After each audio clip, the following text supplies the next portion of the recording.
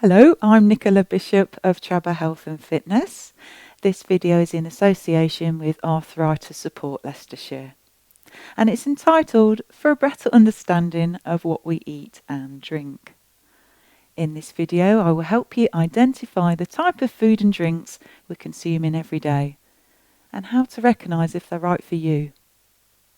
An inadequate intake of nutrients in your diet can lead to anything from low energy levels to chronic disease and serious health conditions.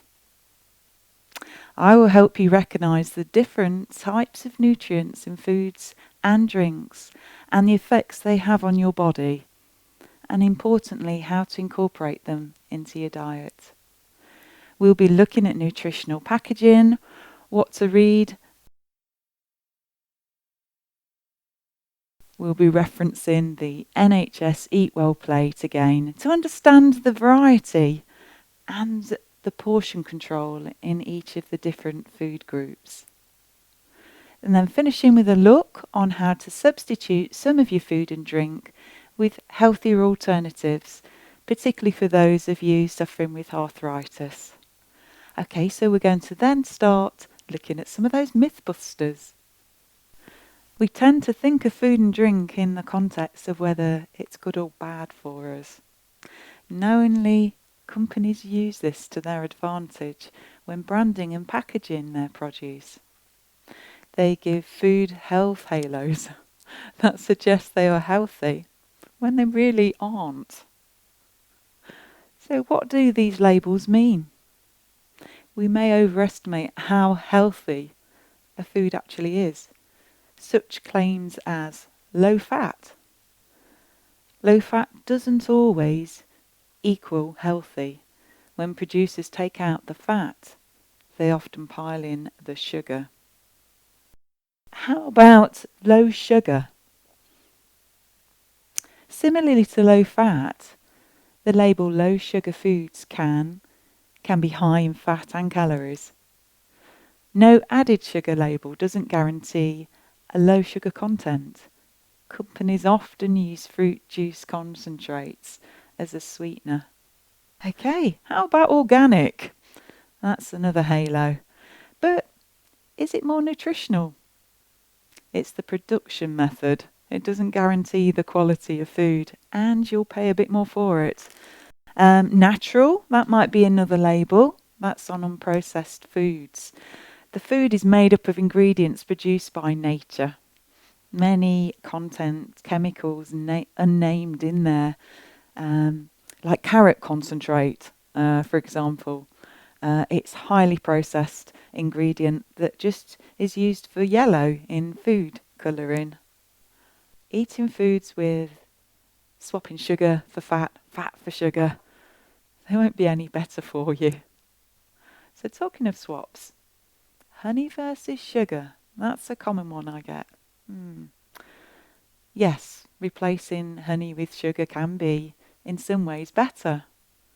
Honey has a lower glycemic index than sugar, which basically means it's lower GI. It doesn't spike the blood so much, so you won't feel quite so fatigued afterwards. Honey is sweeter than sugar, so you may need less of it. But it does have slightly more calories per teaspoon. The Eat Well plate. We've referenced this before, if you recall. It translates the government's recommendations on foods, nutrients, to help us make better informed choices about our foods, drinks and dietary patterns that promote good health. It's based on 5 food groups and shows the portions each group should contribute towards a healthy, varied and balanced diet. It applies to everyone, except those under 2 years old. We can make healthy choices with the help of information on the packs, reading the nutritional labels. These will help you pick the foods that are lower in calories, fat, saturated fat, sugars and salt. Where colour-coded or traffic lights are used, you can tell how high, medium or low. For a healthier choice, try and pick products with more greens and ambers than the reds. Introducing the 5 food groups, we'll look at fruit and vegetables section first. Eating plenty of fruit and vegetables is an important part of healthy eating, and we should all be aiming to eat around 5 portions a day. They're a great source of fibre, vitamins and minerals. And they can be fresh, frozen, dried or canned, and juice. All count. Starchy carbohydrates. Let's look at the starchy carbohydrate food group. It's an important food group and should make up around a third of your daily diet. It includes foods such as pasta, potatoes, yams, wheat products, bread, and different grains such as rice, corn, bulgur wheat, and couscous. They're a great source of energy, but also provide fibre and a good range of vitamins such as vitamin B, also calcium and iron. Some starchy foods provide us with more nutrients than others, so it's important to choose whole grain and higher fibre versions, such as wholemeal bread, whole wheat pasta, brown rice, quinoa, and potatoes with their skins on. Protein. It's important to include beans, pulses, fish and eggs, red meat and other proteins in your diet. They provide us with essential vitamins and minerals. Red meat is a good source of iron. Oily fish are natural sources of essential fatty acids and vitamin D. However, we should try and have more plant-based source of protein in our diet, like beans, peas and lentils, as they are often lower in fat, higher in fibre and more environmentally sustainable. Eat around 2 portions of sustainably fished fish each week, and one of them should be oily fish. Salmon is. So watch out for meat and fish products in batter, breadcrumbs and pastry, as they can be high in fat and salt. Dairy foods. Important to have dairy foods or dairy alternatives in your diet. This group includes milk, cheese, yogurt and fromage frais. These foods are a good source of protein and vitamins and also an important source of iodine, which we need for healthy skin, and calcium to help keep our bones strong. The dairy alternatives such as soya drinks and yogurts, choose unsweetened and calcium fortified versions of these. Butter and cream are not included in this group as they are high in saturated fats. So if they are included in a diet, they should be consumed in small amounts and less often. Choose lower fat dairy foods, for example 1% fat milk or skimmed versions, and reduced fat cheeses, or you should reduce the amounts of the standard versions.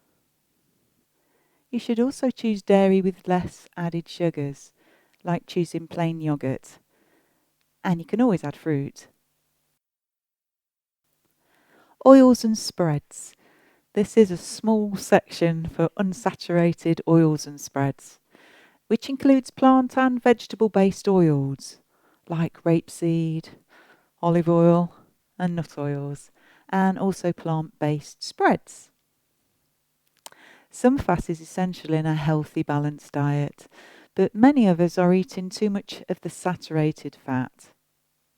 So we would be swapping to unsaturated fats for cooking, salad dressings and spreads.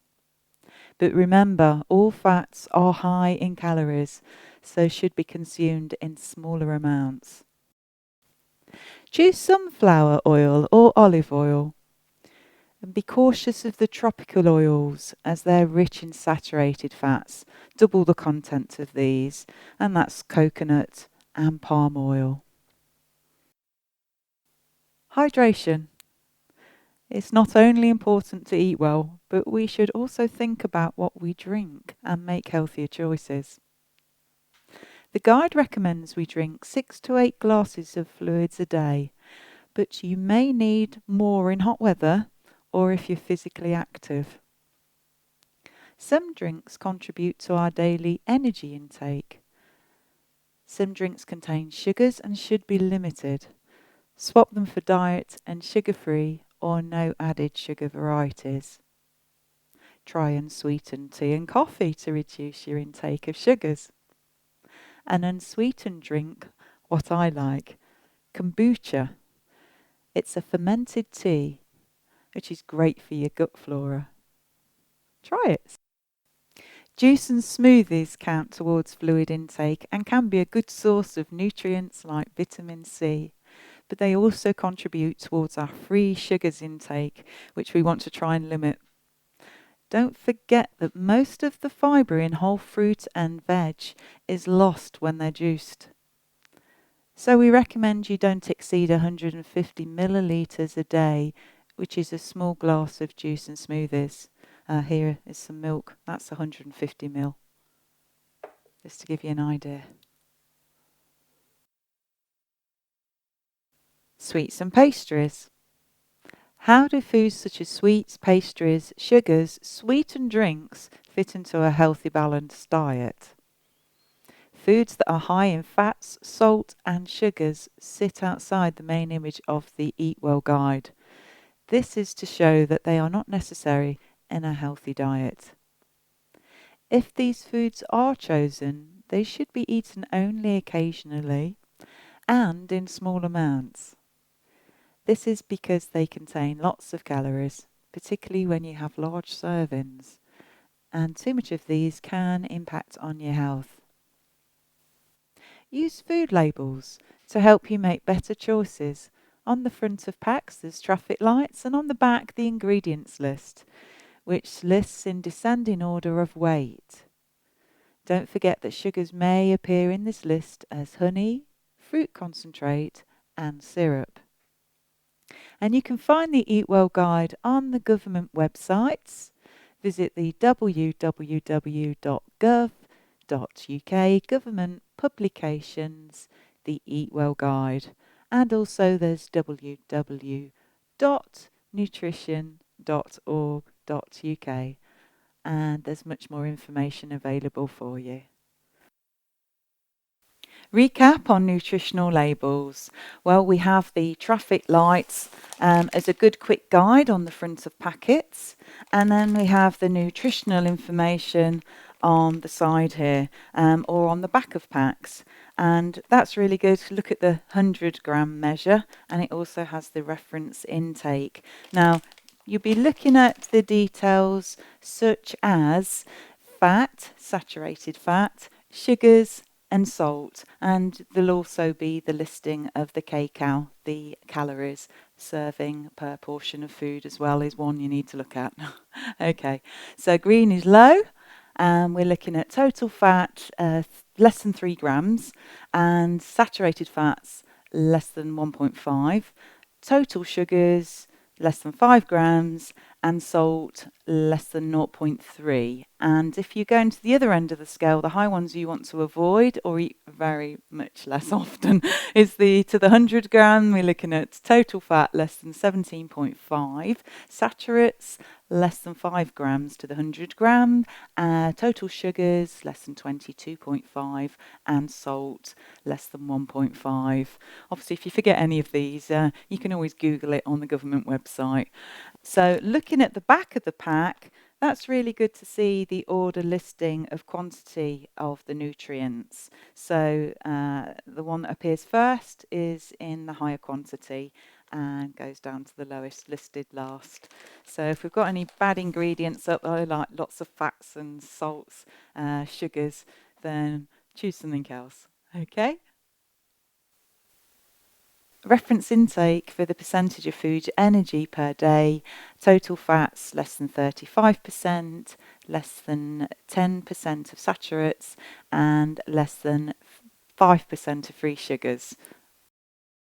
And see this daily average total intake for adults. You've got the column for women and the column for men, and you can clearly then compare the differences that are allowed for the different genders. So this section is to help you visualise serving portions. Okay, so starchy carbohydrates, we're using pasta as an example. Full palm, it's about 45 grams, or the size of a good sized tennis ball.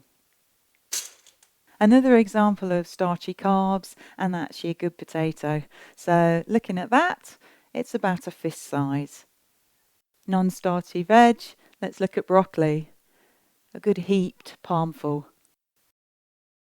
Fresh fruit, a portion size is about 80 grams, a fist size, so for an apple or an orange. 2 satsumas for the smaller fruits. If you're looking at canned, then 3 to 4 tablespoons. And if you're looking at the smaller fruits, again about 3 to 4 tablespoons. And a small banana. So for nuts and dried fruit, we're looking at the palm of a medium adult hand size. The same, obviously, visualisation with the fruit, and it works out about 30 grams. Protein. Focus on proteins such as chicken, fish, or lean cuts of beef and pork. Try and substitute meats with beans, pulses, and eggs. If we're visualising fish, a full palm, or a good one, pack of cards. Dairy. Let's look at milk. Go for semi-skimmed or 1% fat, or milk alternatives. You're looking at a volume of 200 ml. And if we look at yogurts, again, go for 0 fat, a natural yogurt, and then you're able to have a lot more. So looking here, we've got 1, 2, 3, 4. It's not a bad serving, is it? And then for cheese, a nice way to visualise it is 2 index fingers like that, or a ink cartridge. Hydration. If you're drinking 1.5 to 2 litres a day, that's the guideline. We're looking at half a litre of water here, so about 4 of those. And you can drink unlimited herbal tea.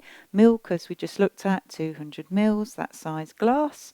3 to 4 cups of unsweetened tea or coffee, and up to 150 ml of veg or fruit juice or smoothies, which is that size, a bit smaller. Oils and spreads you use for cooking, baking, or spreading. Try to choose unsaturated fats like olive oil, rapeseed, and eat less saturated fats like butter or ghee. Okay, so looking here, sunflower, you could have 2 teaspoons. For butter, just the 1, as you would also with oil, just the 1 teaspoon. Sugars. That's free sugars, any added sugars, which are energy calories. You're allowed 7 teaspoons a day, which is about 30 grams. The Mediterranean diet is very similar to the government's healthy eating advice as it sets out in the Eat Well guide. This would be a good diet to choose generally, but if you have arthritis, it is particularly good as it does not have such high saturated fat, sugars and salt in the average British diet. So let's look at food effect for arthritis. Choose an anti-inflammatory diet, avoid eating processed foods and eat more vegetables, fruit, beans, whole grains and foods containing omega-3 fatty acids such as wild salmon, which are in the Mediterranean diet. Enjoy these foods listed here. We can see anti-inflammatory properties in cold water fish such as tuna, salmon, mackerel, sardine, bass and anchovies, certain fruits including apples, apricots, bananas and berries, deep green vegetables and carrots, cauliflowers, celery, onions and sweet potatoes. Certain spices, including ginger and turmeric, for example, whole grains, including wheat, rice, barley, buckwheat, bulgur wheat, and spelt, flax seeds, chia seeds, and tofu, and certain oils such as flaxseed oils and olive oil. And we can choose inflammatory foods to avoid. All right, looking at refined sugars and grains, white bread and sugary drinks, saturated and trans fats, pastries and fatty snacks, processed foods, pre-packaged meats, and sausages and burgers. No. Gluten and omega 6, which can affect rheumatoid arthritis, and alcohol also, along with caffeine. The anti-inflammatory foods are reflected in the Mediterranean diet. It generally is high in vegetables, fruits, legumes, nuts, beans, cereals, grains, fish, and unsaturated fats such as olive oil. It also includes a low intake of meat and dairy foods. The Mediterranean diet, with its anti-inflammatory benefits, is also linked with good health and including a healthier heart. So it's very similar to the Eat Well guide. I would recommend you follow this. Thanks for watching. Follow my next video. I'm going to show you how to make one of my favourite go-to Mediterranean snacks, and that's stuffed peppers. And you can have them as a nice lunch or with fish as a main course. If you'd like any further information, then please contact Arthritis Support Leicestershire.